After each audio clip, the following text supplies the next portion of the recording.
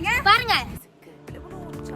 கற்றல் ஒரு காதல் என மாணவர்களை உணர வைத்து, கற்பித்தல் ஒரு கலை என மாணவர்களை ஊக்குவித்து, ஒரு கல்வியாளராகவும் நெருங்கிய நண்பராகவும் திகழ்ந்து, பெற்ற பிள்ளையை விட தன்னிடம் கற்ற பிள்ளையின் உயர்வை பார்த்து மகிழ்வது இவரால் மட்டுமே சாத்தியம்.